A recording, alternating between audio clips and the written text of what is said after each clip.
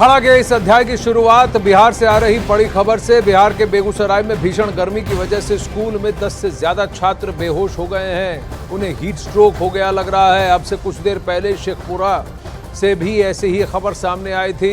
शेखपुरा भी गर्मी की वजह से स्कूल में 50 बच्चे बेहोश हो गए। बिहार के कई शहरों में तापमान 46 से 47 डिग्री पहुंच गया है। सवाल प्रशासन पर है कि इतनी गर्मी में बच्चों के स्कूल क्यों खोले गए हैं, और इस पर भी अब सवाल उठ रहे हैं कि इतनी लू के बावजूद, भीषण गर्मी के बावजूद बच्चों के स्कूल अभी भी क्यों चल रहे हैं, उन्हें छुट्टी पहले से क्यों नहीं दी गई है। बताया जा रहा है कि ग्राउंड पर भले ही तापमान 46-47 डिग्री की रिपोर्ट हो, लेकिन कम से कम 52 डिग्री से 53 डिग्री जितनी गर्मी क्लासरूम के अंदर, घरों के अंदर और बाहर सड़कों पर महसूस की जा सकती है। ये तस्वीरें वहां के जिला अस्पताल से, जहां पर बच्चों को तुरंत लाया गया है। बच्चे धूप की वजह से तड़पते हुए बेहोश हो गए। करीब 50 बच्चे शेखपुरा में, बेगूसराय में 10 बच्चे गर्मी की वजह से बेहोश हुए। सब पर पानी छिड़का जा रहा है और उनको होश में लाने की कोशिश की जा रही है।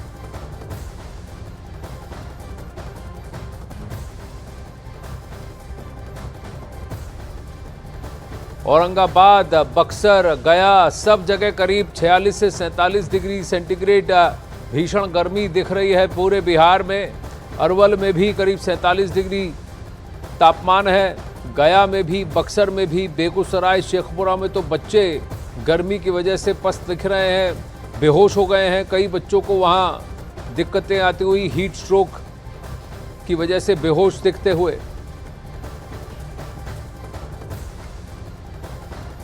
चंद्रमोहन इस वक्त हमारे साथ लाइव जुड़ रहे हैं। बेगूसराय में 10 बच्चे बेहोश हुए हैं। शेखपुरा से भी खबर आ रही है। इतनी गर्मी के बावजूद प्रशासन पर प्रश्न उठ रहे हैं चंद्रमोहन कि स्कूल अभी तक खुले क्यों हैं?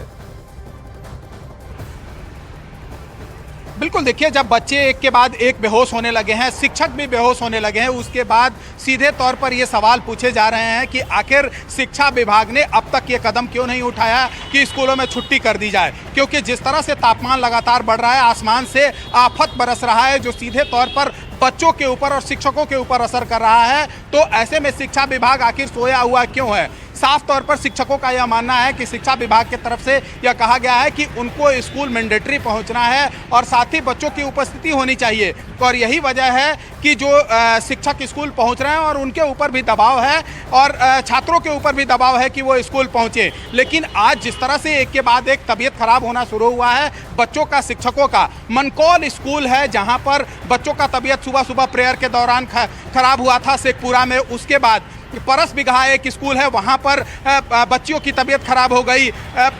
दरगाह रोड स्कूल है, वहाँ पर शिक्षक की तबीयत खराब हो गई। और अभी जो जानकारी सामने आई है उसमें मध्य विद्यालय मटिहानी जो बेगूसराय में पड़ता है, वहाँ पर 10 से अधिक बच्चे बीमार हो गए हैं जिनको अस्पताल में भर्ती कराया गया है। तो सीधे तौर पर आसमान से जो आफत प्रश्न ये उठता है कि देखिए, कई सारे जिलों में और कई सारे राज्यों में हीट एक्शन प्लान त्वरित रूप से इस गर्मी के मौसम में एक्टिवेट किया गया। खासकर कुछ स्कूलों को तो पहले ही जल्दी 4-5 दिन पहले छुट्टी दे दी गई, लेकिन जहां जहां स्कूल चल रहे हैं वहां पर एक हीट एक्शन प्लान का और एक एडवाइजरी जारी की गई है। आईसीएमआर ने भी कुछ एडवाइजरी जारी की है कि कैसे गर्मी के वक्त अगर क्लासेस चल रहे हैं तो क्लास में किस तरह के प्रबंध होने चाहिए, बच्चों को क्या दिया जाना चाहिए। उनके मिड डे मील प्रोग्राम में भी कुछ सुधार करने की बात की गई थी, जहां पर ORS के घोल ये भी उसमें शामिल किए जाएं, पानी हमेशा उन्हें उपलब्ध किया जाए और किसी तरह से क्लासरूम के अंदर का तापमान कम करने की कोशिश की जाए।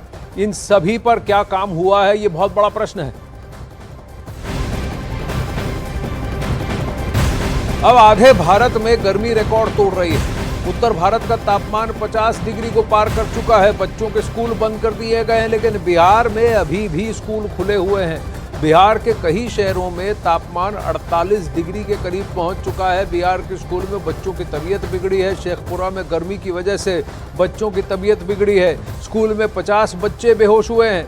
सवाल प्रशासन पर उठता है कि इतनी गर्मी में बच्चों के स्कूल क्यों खोले गए हैं, और इस पर बहुत सारे प्रश्न उठ रहे हैं। अगर बच्चों को इतनी तकलीफ हो रही है, शिक्षकों को तकलीफ हो रही है, तो क्या स्कूल में इसके ठीक प्रबंध हुए हैं कि नहीं? यहाँ आप देख सकते हैं बच्चियाँ गर्मी की वजह से तड़पती हुई, उनको तकलीफ हो रही है, उनको पानी डालकर उनको जगाने की कोशिश की गई है।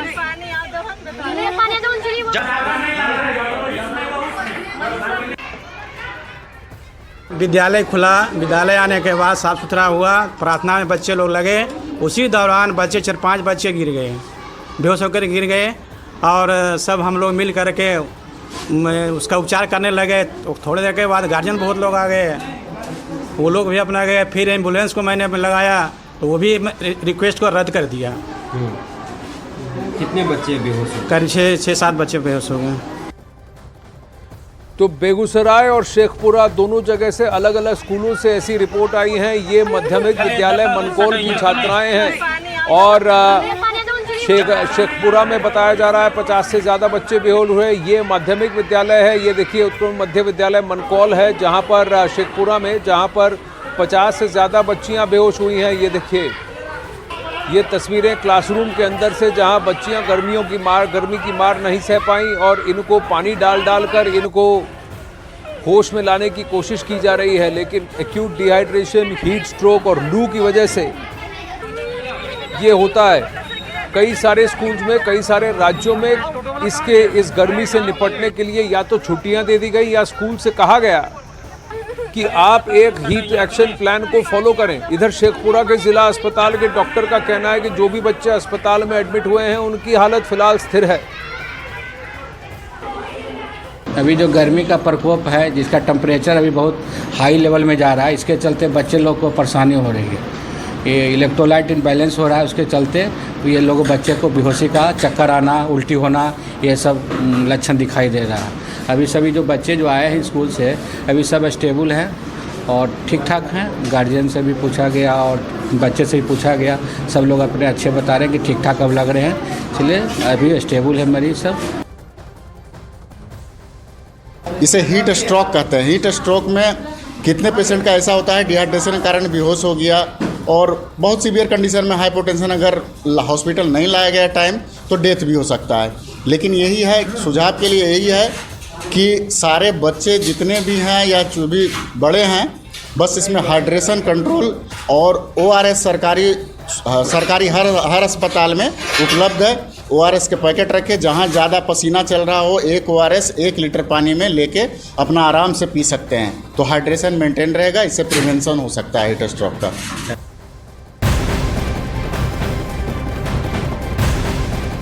इधर गर्मी में स्कूल बंद नहीं किए जाने पर तेजस्वी यादव ने नीतीश कुमार को घेर लिया है। उन्होंने कहा कि बिहार को सीएम नीतीश नहीं, ब्यूरोक्रेसी चला रही है, मुख्यमंत्री की बात नहीं सुनी जा रही। 47 डिग्री टेम्परेचर पर स्कूल बंद होना चाहिए।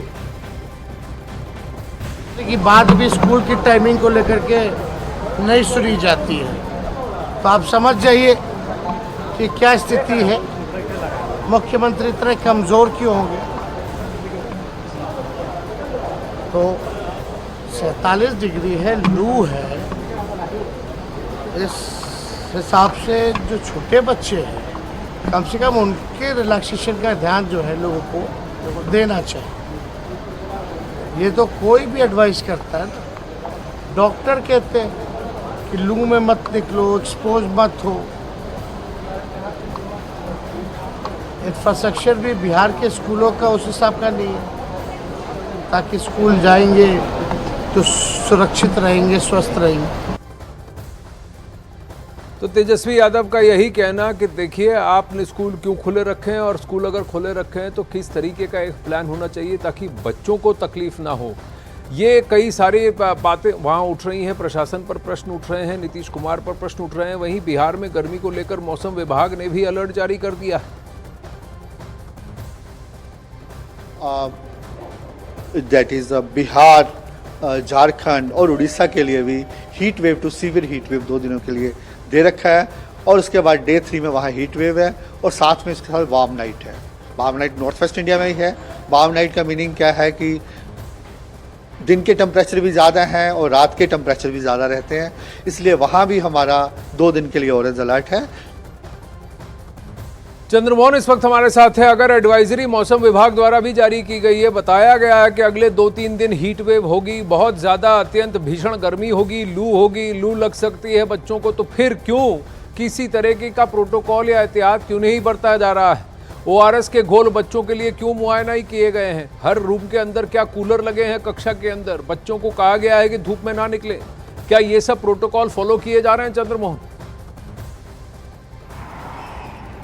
बिल्कुल देखिए, आप जिन चीज़ों का जिक्र किए हैं, बिहार में शायद ऐसा फॉलो करना संभव भी नहीं है कि स्कूल में कूलर लग जाए और स्कूल में वक्त पर सब कुछ दे दिया जाए। हाँ, इतना ज़रूर है कि उनको इतना दबाव डाला जाएगा कि वक्त पर बच्चे स्कूल ज़रूर पहुँचे, क्योंकि उनका अटेंडेंस ज़रूर दिखे। इसको लेकर बिहार विधानसभा में भी कई बार सवाल खड़े हो चुके हैं कि स्कूल के टाइमिंग को बदला जाए। स्कूल के टाइमिंग को लेकर इससे पहले भी कई बार सत्ता पक्ष और विपक्ष के बीच सवाल खड़े हुए, लेकिन स्कूलों की स्थिति अब तक सुधरते हुए नहीं दिख रही है। और शायद यही वजह है कि अभी अगर इतने भीषण गर्मी में स्कूल बंद कर दिए गए होते तो शायद ये नौबत नहीं आती जहां बच्चे स्कूल पहुंचते और उसके बाद वो बीमार पड़ जाते। हाँ, अब जरूर कहा जा रहा है शिक्षा विभाग की ओर से दबे जुबान से वो भी कि अब आगे कदम उठाया जाएगा, स्कूलों की छुट्टी कर दी जाएगी, क्योंकि लगातार तापमान बढ़ रहा है। अगर बिहार की हम बात करें, 4 जिले में अभी जो है वो तापमान 47 डिग्री से ऊपर चला गया है और पिछले 12 साल का रिकॉर्ड औरंगाबाद में कल टूटा है।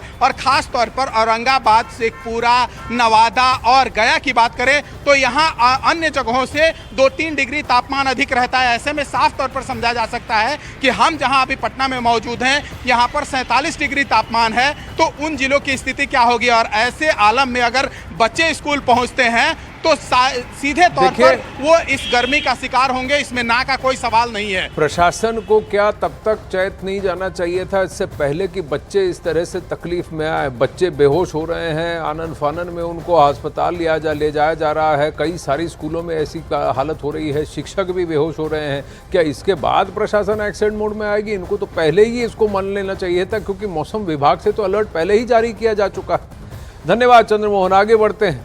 अखाड़ा में राजस्थान के 20 जिलों में गर्मी और गर्म हवाओं का रेड अलर्ट जारी कर दिया गया है। चूरू में तो पारा 50 डिग्री पार कर गया है। राजस्थान में गर्मी से 122 लोगों की मृत्यु अब तक हो चुकी।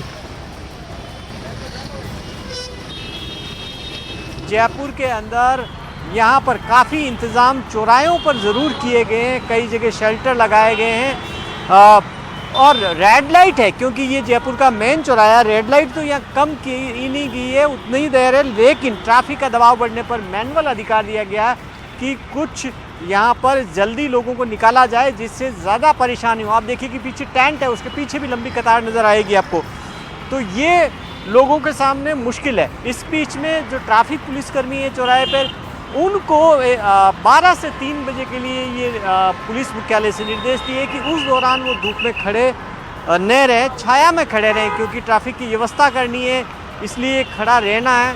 तो जाहिर तौर पर कई सारी मुश्किलें सामने आती है। सर, अभी जितनी गर्मी बढ़ती जा रही है उतनी मुश्किल आ रही है आपके सामने? हाँ, मुश्किल तो आ रही है। और अब ये खास तौर पर जब 12 से 3 की सबसे ज़्यादा पीक पर गर्मी है, क्या उस वक्त भी खड़ा रहना है? नहीं, खड़ा रहने की जरूरत नहीं है। आप छाया में बैठ जाओ और चौराहे पे नज़र रखो भाई को, हाँ, कोई एक्सीडेंट नहीं हो जाए, कोई उड़ जाओ हो, कोई किसी प्रकार का वायलेशन नहीं करे। खड़ा रहना जरूरत नहीं है, आराम से छाया में बैठ जाओ, चौराहे पे नज़र रखो। कुछ जगह पर जो बत्ती कम की गई है, क्या आपके यहाँ पर भी किया गया या फिर कैसे कर रहे हैं इंतजाम? नहीं, कुछ चौराहे पे कम किए, लेकिन रामबाग पे सर बहुत ज़्यादा दबाव रहता है, ट्रैफिक का दबाव ज़्यादा है, बहुत ज़्यादा रहता है। इस पर तो जितना नॉर्मल पहले चल रहा है वही चलना चाहिए। ऐसे पुलिस कर्मियों को सलाम, इतनी गर्मी में भी अपना काम करते जा रहे हैं। इधर दिल्ली की गर्मी लोगों को लिए परेशानी का सबब बनी हुई है। ऊपर से पानी की किल्लत ने लोगों की मुश्किलें बढ़ा दी हैं। लोगों का आरोप है कि लोगों तक पानी पहुंचाने वाले टैंकर दिन में सिर्फ एक बार पानी लेकर आते हैं और वो भी पानी गंदा होता है। दिल्ली में एक तरफ तापमान नए पर नए रिकॉर्ड बनाने को आतुर है और वहीं दिल्ली में अब पानी की समस्या भी बढ़ती जा रही है। ये तस्वीरें आपको दिखा रहे हैं चाणक्यपुरी के पास, ये विवेकानंद कॉलोनी है जहां पर पानी के इंतजार में बर्तन रख दिए गए हैं। यहां पर आप देखें कि घरों से आकर महिलाएं जो है वो बर्तन यहां पर रखकर जा रही हैं, क्योंकि इंतजार है कि यहां पर जब टैंकर आएगा तो इन बर्तनों को भरा जा सकेगा। ये लंबी लाइनें यहाँ बर्तनों की आप देख रहे हैं, जिसमें छोटे से लेकर बड़े तमाम बर्तनों को यहाँ पर रखा गया है। गर्मी बढ़ने के साथ साथ जाहिर तौर पर बिजली की खपत भी बढ़ती है, पानी की खपत भी बढ़ती है और ऐसे में बताया जा रहा है कि दिल्ली में ये परेशानी और ज्यादा बढ़ सकती है। यहाँ पर जो लोग हैं वो कह रहे हैं यहाँ पर एक ही वक्त टैंकर आता है और जिसके लिए भी आप फिलहाल देख रहे हैं यहाँ पर पूरा इंतजार जो ये लोग कर रहे हैं पाइपें लेकर, यहाँ पर कोई टाइम टेबल नहीं बता रहे आप कब आता है पानी? पता नहीं, चाहे जब आ जाता टैंकर। अच्छा, अभी गर्मियों के दिन है, अभी तो पानी इस्तेमाल भी ज्यादा होता होगा और अभी ये बताया जा रहा है कि पानी की और किल्लत बढ़ेगी, कैसे आप लोग मैनेज करेंगे? हम लोग कैसे मैनेज करें? हम लोग ने वोट तो दे दिया है लेकिन हमें कोई फायदा नहीं मिलता है। वोट तो हम दे देते हैं, सरकार के लिए जिता देंगे, लेकिन हमें फायदा कोई नहीं मिलेगा क्योंकि हम गरीब हैं। कितना इंतजार आप लोग कर रहे हैं पानी के लिए? कब सुबह से शाम तक ऐसे यूं ही बैठे रहते हैं, बेमतलब में हमारा टाइम बर्बाद हो जाता है, हमें पानी नहीं मिलता है। फिक्स टाइमिंग भी नहीं है? कोई टाइम नहीं है। तो यहाँ पर देखें आप, ये पूरा इंतजार यहाँ पर ये करते हुए मैं जिस तरीके से आपको लगातार तस्वीरें दिखा रही हूँ, इसके पीछे इन तमाम लोगों के घर हैं और कह रहे हैं कि टाइम क्योंकि कोई फिक्स नहीं होता, इसलिए सुबह से शाम भी यहाँ पर लग जाती है।